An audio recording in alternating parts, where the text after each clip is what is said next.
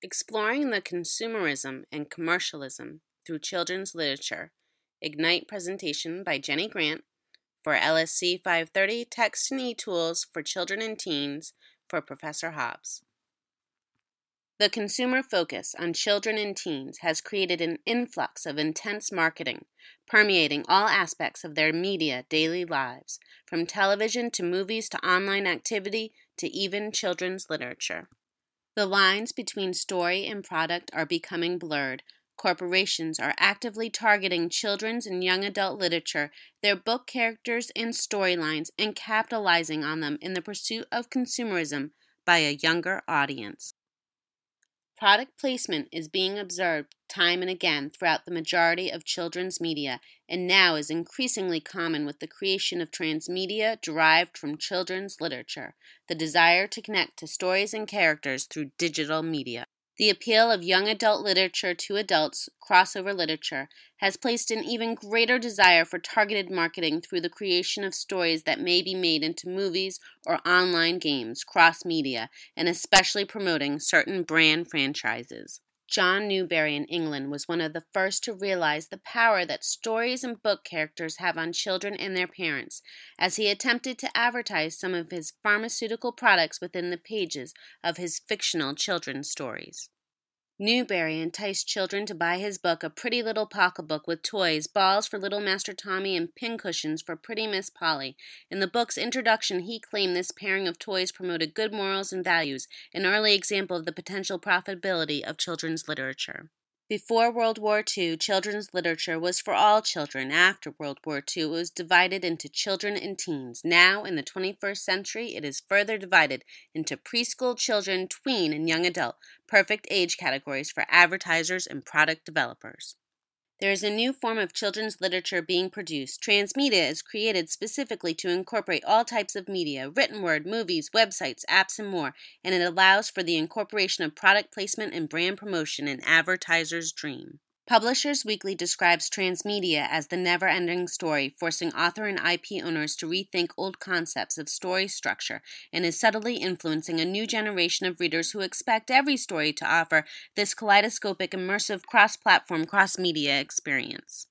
Young adult literature is drawing interest from adults. Examples include Harry Potter and the Hunger Games, and when these books are turned into movies, the profits and opportunities for products and advertisers are enormous and can boost sales for book series. 14 of the 50 movies with the all-time largest U.S. box office totals are based on high-profile books from 4 series. These are Harry Potter, The Lord of the Rings, Twilight, and The Hunger Games. Before 1980, 99% of children's books were sold through libraries and schools by hundreds of small publishing houses, then by book chains, and now 90% of children's young adult books are sold directly through bookstores, book clubs, mass merchandisers like Walmart, and the Internet. Corporations realized the importance of controlling branding and franchising opportunities, which is why they started buying up the publishing industry, hoping to create other products to be bought. These few corporations also control the majority of what children's books are reviewed in, journals such as the Horn Book Review and School Library Journal. As Sequeiros states, a book that is tied in with many other products has added value. It can enhance brand awareness, dispose children to want to buy other products in the brand, and promote a broader conception of story and character through all the brand products.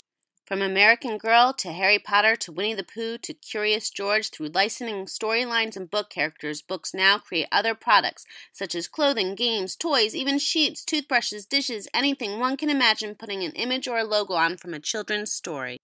Children are important economic commodities in the sense that corporations want their buy-in to sell products. One easy way is through children's books, now promoted on a global scale and through various technologies and media formats. It is easy for advertisers to connect with children 24/7. And corporations are counting on this, especially with the help of social media. Children can promote storylines or favorite books online through the use of fan fiction and other internet sites, and they are being directly advertised through these sites as well.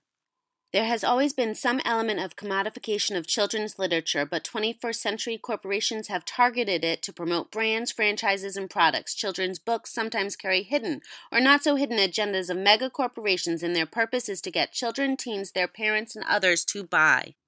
What does the future hold for children's literature? Will commodification of children's stories just intensify? Will children's books ultimately become one big advertisement? Only time will tell, but watch out, kids, because books are no longer for just reading. Here are the references used in this Ignite presentation. References continued. Final references.